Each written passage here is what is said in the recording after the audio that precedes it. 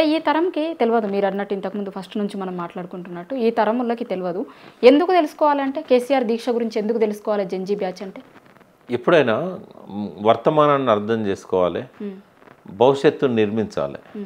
దానికి ప్రాతిపదిక ఏంది? గతాన్ని అధ్యయనం చేయాలి. ఇప్పుడు గతాన్ని అధ్యయనం చేయడంలోకి రేవంత్ రెడ్డి హీరోకి కనబడతాడు. వాస్తవంగా తెలంగాణ ద్రోహి రేవంత్ రెడ్డి.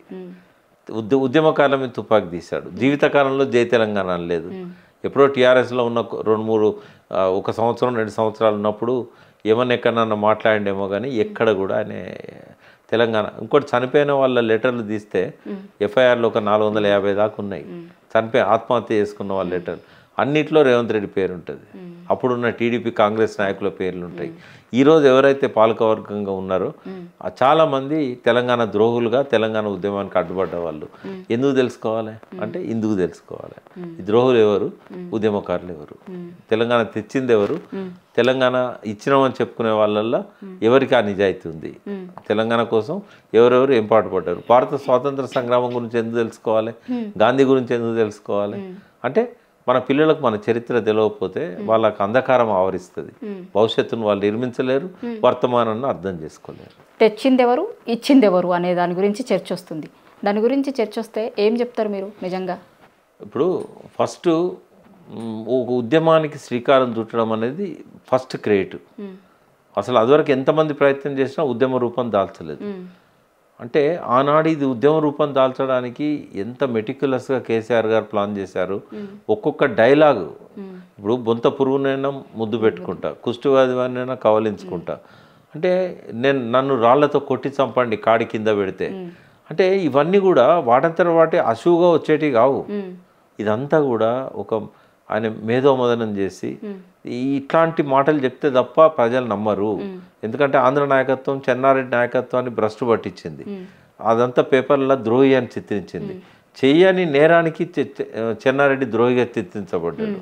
కాబట్టి అటువంటి రావద్దనే ఉద్దేశంతో కేసీఆర్ గారు చాలా పకడ్బందీగా ప్రతి డైలాగు ప్రతి మాట, మరి అది చాలా ఇంపార్టెంట్. ఒక ఉద్యమానికి ప్రజలను ఇప్పుడు 14 రాష్ట్రాలలో ప్రత్యేక రాష్ట్ర ఉద్యమాల కోసం పోరాటాలు ఉన్నాయి. బట్ ఎక్కడ కూడా 0 నుంచి 4-5 వరకు కూడా రాలే, ఎందుకంటే నాయకత్వ కొరత. బట్ కేసీఆర్ గారు స్టార్టింగే 0 నుంచి 30 దాకా తీసుకుపోయాడు. ఒక్క సింహగర్జనతోని, ఒక్క మే 27 ఏప్రిల్ మీటింగ్తోని. అందరేమో పదవులకు అమ్ముడు పోయి తెలంగాణను పక్కకు పెట్టారు. జానారెడ్డి గారు 92లో వెల్చాల జగపతిరావు గారు అందరు ఎమ్మెల్యేలను తీసుకొని ఢిల్లీకి తీసుకుపోయాడు పివి నరసింహారావు దగ్గరికి. మనోడు ప్రధానమంత్రి ఉన్నాడు, మనకు తెలంగాణ వస్తుందని. ఆ పోయిన వాళ్ళల్లో తెలంగాణ ఎమ్మెల్యేలలో కేసీఆర్ గారు ఉన్నాడు. ఆయన అపోజిషన్ అప్పుడు కాంగ్రెస్. అయితే అప్పుడు ఏమన్నారంటే అక్కడ పెద్ద నాయకులు, జగపతిరావు నువ్వు ఇండిపెండెంట్ ఎమ్మెల్యేగా ఉన్నావు, కాంగ్రెస్ నుంచి నాయకత్వం ఉండాలి, ఉంటేనే కాంగ్రెస్ నాయకత్వం ఇస్తుంది, వీళ్ళ దానిలో ఎవరన్నా పెట్టు అంటే జానారెడ్డిని ఒప్పించి పెట్టిళ్ళు. జానారెడ్డిని పిలిచి చీఫ్ మినిస్టర్, అక్కడ అప్పుడున్న కాంగ్రెస్ చీఫ్ మినిస్టరు జనార్దన్ రెడ్డి అనుకుంటా, లేదా విజయభాస్కర్ రెడ్డి, ఆయనకు మంత్రి పదవి ఇవ్వగానే ఆయన తప్పుకున్నాడు. ఇటువంటి అపవాదులు వస్తాయని చెప్పి తెలిసే ఆయన ఏం చేసిండంటే ఒక్కరోజే 3 పదవులకు రాజీనామా చేశాడు. అయితే అప్పుడు ఏమైంది మెసేజ్?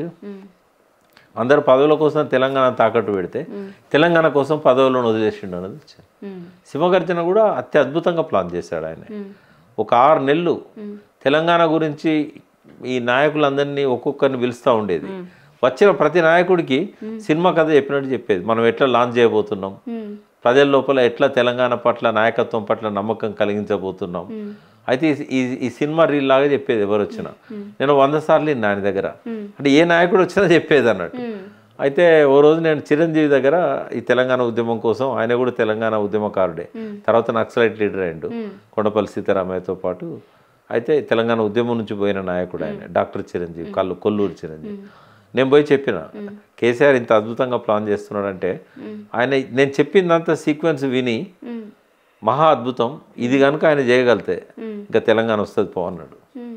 ఆయన ఉద్యమంలో కేసీఆర్తో రాలేదు, కానీ ఆయన పార్టీ పెట్టడానికి 8 నెలల ముందు నేను ఆయనకు చెప్తే ఆయనే ఇంకా ఇంత చేయగలిగితే తెలంగాణ రాకుంటే ఎట్లుంటుంది, ప్రజలకు నమ్మకం కలుగుతుంది అన్నాడు. నేను మళ్ళీ కేసీఆర్ గారికి చెప్పా, చిరంజీవి గారు ఇట్లా అన్నారు సార్. అని. ఎందుకంటే విప్లవ నాయకుడు, విద్యార్థి నాయకుడు, డాక్టర్ చిరంజీవి. అంటే అట్లా మెటిక్యులస్గా ప్లాన్ చేస్తాడు కేసీఆర్. ఇదంతా తెలుసుకోవడానికి విద్యార్థులకు టెక్స్ట్ బుక్స్లలో ఇంత డీప్గా పోరు, కానీ ఇది తెలుసుకోవాల్సిన అవసరం ఉంది. రేపు భవిష్యత్తులో జంజీ ఇలాంటి ఉద్యమాలు ఎన్ని వచ్చినా కూడా ఆ ఉద్యమాలు ఇట్లా ఆవేశంతో పొంగులాగా, పాల పొంగులాగా ఎగిసి పడిపోవద్దు, నిలబడాలి. అందుకే 69 పాల పొంగు అనుకుంటే ఇది గమ్యాన్ని ముద్దాడిన గమనం. అంటే దేశంలో ఎక్కడన్నా ఇట్లాంటి దీక్షలు జరిగి రాష్ట్రాలు వచ్చినవి ఎక్కడన్నా ఏమన్నా ఎగ్జాంపుల్స్ ఉన్నాయా? తెలంగాణ రాష్ట్రం ఒకటే దీక్ష వల్ల ఒక నిర్ణయం తీసుకున్న పరిస్థితి లేదు. ఉద్యమాల ద్వారా శంకర్ గుహాన్ యోగి ఛత్తీస్గఢ్, శిబు సోరెన్ జార్ఖండ్ దశాబ్దాల నుండి ఉద్యమాలు చేశారు. తర్వాత ఉత్తరాఖండ్, అక్కడ కూడా రావత్ అని ఇట్లాంటి వాళ్ళు చాలా ఉద్యమాలు చేశారు. బట్ తెలంగాణ అంత మహోధృతంగా ఉద్యమాలు సాగలేదు. తెలంగాణ లాగా నిరాహార దీక్ష చేసి రాష్ట్రాన్ని సాధించుకోలేదు. ఈవెన్ పొట్టి శ్రీరాములు దీక్ష వల్ల కూడా ఆంధ్ర రాష్ట్రం ఏర్పడలే. పొట్టి శ్రీరాములు దీక్ష అనేది ఆయన మద్రాసు విషయంలో వచ్చిన తగాదాను మీరిద్దరు కూర్చొని సామరస్యంగా పరిష్కారం చేసుకోండి, ఆ నిర్ణయం రావడం కోసం ఆయన ఒత్తిడి పెంచాడు తప్ప ఆంధ్రకు మద్రాస్ క్యాపిటల్ కావాలనే అది రాంగ్ ప్రొజెక్షన్ చేశారు. మద్రాసు అడిగిండు, అందుకే రాజీనామా నిరాహార దీక్ష చేసి చచ్చిపోయాడు. ఆయన ఎక్కడ కూడా ఆయన పెద్ద కరపత్రం తీశాడు దీక్ష కూర్చునే రోజు, నా దగ్గర ఉంది అది. ఆ కరపత్రంలో నా బుక్లో కూడా రాశాను నేను, తెలంగాణ ఉద్యమాల చరిత్రలో. ఆయన మద్రాసును పరిష్కరించుకోండి, ఇది జాయింట్గా ఉండాలన్నా, తమిళకు ఉండాలన్నా, తెలుగు ఉండాలన్నా, సామరస్యంగా పరిష్కారం చేసుకోవడానికి ఒత్తిడి తేవడానికి కూర్చున్నాడు తప్ప వ్యతిరేకించాలి ఆయన. తర్వాత ఆంధ్ర రాష్ట్ర ప్రకటన ఆయన మరణానికంటే చాలా ముందు నెహ్రూ గారు పార్లమెంట్లో చేశారు. కాబట్టి రాష్ట్ర సాధన కోసం కూడా దీక్ష చేసినోడు కాదు ఆయన, మద్రాసు పంచాయతీ దింపడానికి చేశాడు ఆయన. అంటే మనం ఒక వ్యక్తి 4 కోట్ల మంది ప్రజల కోసం ప్రాణాలని పణంగా పెట్టి ఉద్యమం చేసుడు అనేది, అంటే కొంతమంది అనేవాళ్ళు ఉంటారు రాజకీయాల కోసం చేసిర్రు అనేది కూడా అనేటోళ్ళు ఉంటారు కొంతమంది. రాజకీయాల కోసం కూడా చేసిన వాళ్ళు అంతకుముందు ఎవరు లేరు కదా. ఇట్లా ఎవరు చేయరమ్మా. ఇప్పుడు శరత్ జోషి చాలాసార్లు నిరాహార దీక్ష చేశాడు రైతాంగ సమస్యల మీద. అట్లా మనకు చాలా, ఇప్పుడు మొన్న కూడా 111 రోజులు దీక్ష చేసి జీడి అగర్వాల్ అంటే ఆయన చనిపోయాడు, ప్రాణాలు ఇచ్చిండు.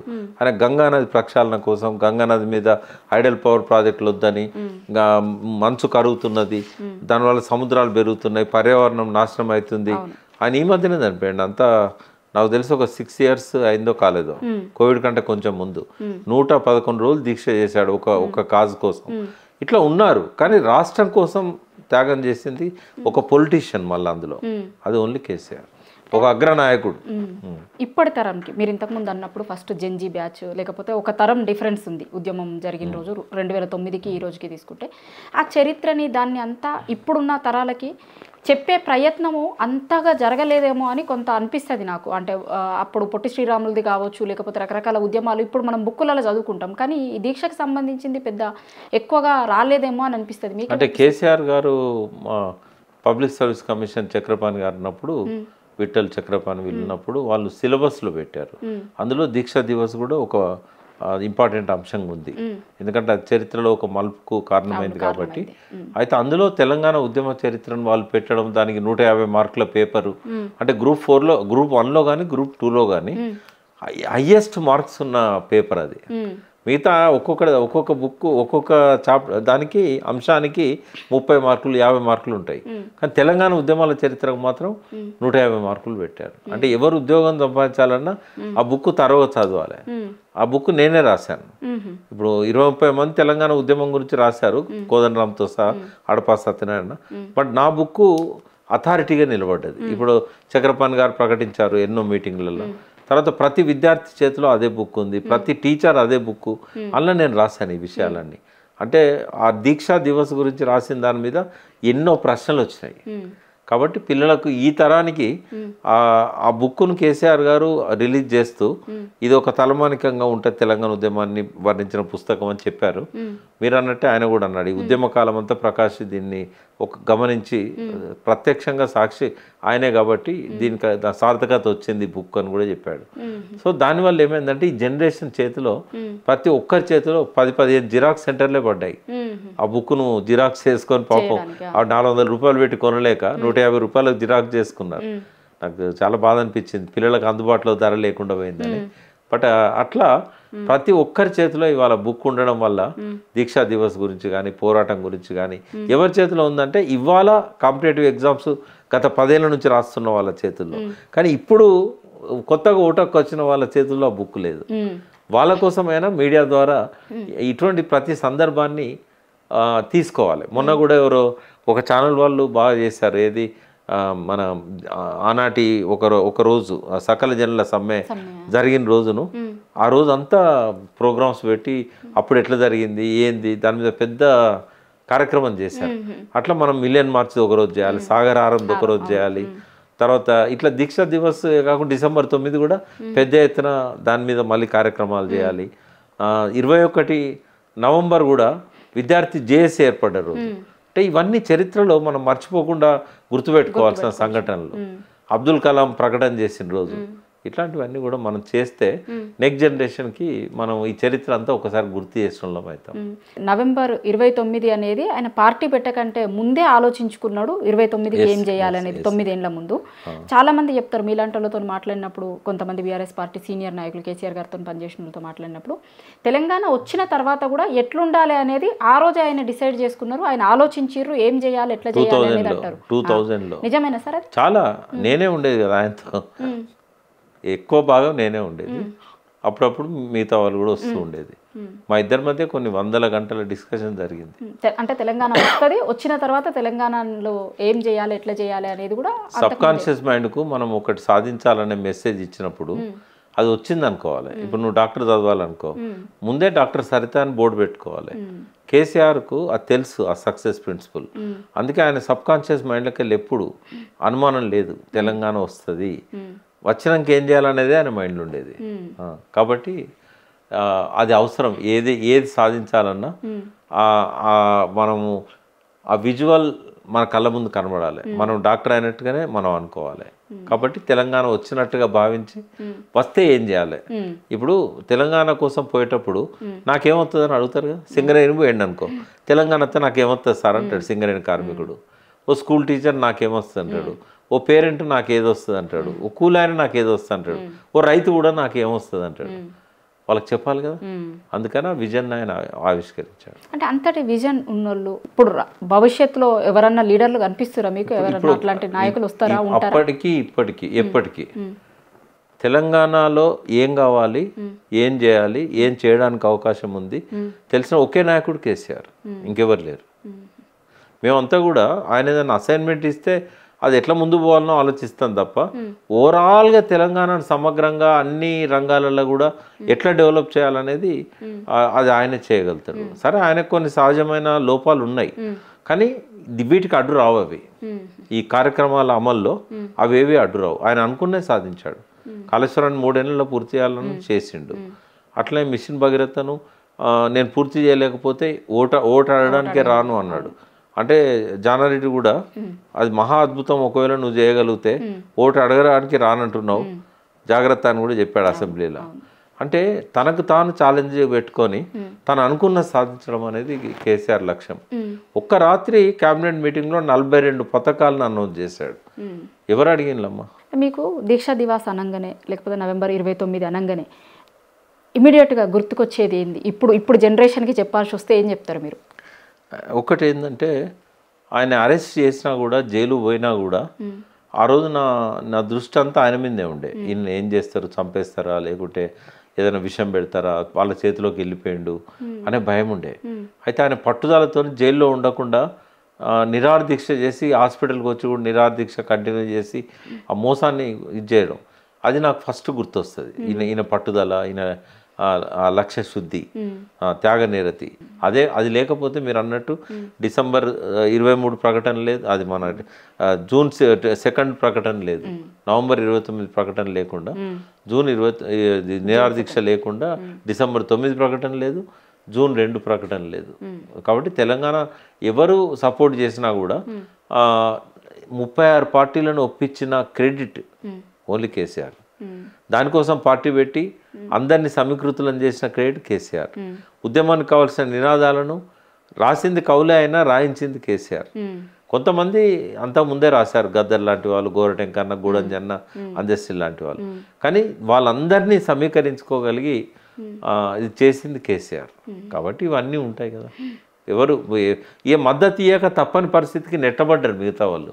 పట్టుకిచ్చిన ఆర్ఎస్ఎస్ను నాగపూర్ పోయి వాళ్ళతో పాటు కింద కూర్చొని చాప మీద కూర్చొని బంతి భోజనాలు చేసి ఆడ ఆ రోజున్న సుదర్శన్ జీ అని అనుకుంటా, సుదర్శన్ జీ కంటే ముందు ఇంకెవరో ఉన్నారు, ఆయనను ఒప్పించారు. సుదర్శన్ జీ ఈయన మోహన్ భగవత్ గారి కంటే ముందు వారిని ఒప్పించి రాజ్నాథ్ సింగ్ ఫోన్ చేయించారు, ఆయన పార్టీ అధ్యక్షుడు. ముగ్గురు, నరేంద్ర గారు, కేసీఆర్ గారు, జయశంకర్ గారు. వట్టిగానే ఒప్పుకున్నదా బీజేపీ? సుష్మా స్వరాజ్ వట్టిగానే ప్రకటన చేసిందా? ఇంత చేసి కూడా బిల్లు పెట్టే ముందు నరేంద్ర మోడీ, అద్వానీ అడ్డుపడ్డారు. అప్పటికి వాజ్పేయి శాతగాని స్థితిలోకి వెళ్ళిపోయాడు. ఆ టైంలో కూడా మళ్ళా ఆర్ఎస్ఎస్ హెడ్ క్వార్టర్ నుంచే ఫోన్ చేయించి వాళ్ళని మళ్ళీ ఒప్పించాల్సి వచ్చింది, అడ్డు రావద్దని చెప్పి. కాబట్టి ఏ పార్టీ మద్దతు ఇచ్చినా అది టీఆర్ఎస్ క్రియేటే. కేసీఆర్ గారి పర్సనల్ ఇంట్రెస్ట్తోనే ఆయన ఎక్కడికైనా పోయి అందరిని ఒప్పించడానికి చిన్న చిన్న పార్టీల దగ్గరికి కూడా, ఒక్క ఎంపీ దగ్గరికి కూడా, ఆయన కేంద్ర మంత్రిగా ఉండి కూడా ఎంతోమంది ఎన్నో రకాలుగా సతాయించారు. నేను అవి చెప్పలేను ఇప్పుడు. మాయావతి సంతకం పెట్టడానికి చాలా షరతులు పెట్టింది తెలంగాణకు అనుకూలంగా. ఎన్నో కష్టాల కోర్చి ఆయన వీళ్ళందరితో లెటర్లు తీసుకొచ్చాడు. జయశంకర్ గారు బుక్ చేశారు దాని మీద, ఒక్కొక్క లెటర్ పబ్లిష్ చేశారు. ఆ లెటర్స్ కూడా డ్రాఫ్ట్ చేసేది జయశంకర్ సారే. వాళ్ళు ఏమన్నారంటే, మీ ఉద్యమానికి మేము మద్దతు ఇస్తాం, కానీ మాకు లోతుగా తెలియదు కాబట్టి మేము ఏం రిప్లై ఇవ్వాలన్నా కూడా మీరే రాయండి అంటే జయశంకర్ సార్ రాసిస్తే వాళ్ళు అన్ని కరెక్షన్లు చేసి మళ్ళీ దాన్ని రిలీజ్ చేశారు, ప్రణబ్ ముఖర్జీ కమిటీకి ఇచ్చారు. అంటే చాలా కష్టపడ్డది, ఇదంతా బట్టిగా రాలేదు. Okay sir, thank you. Thank you అమ్మా.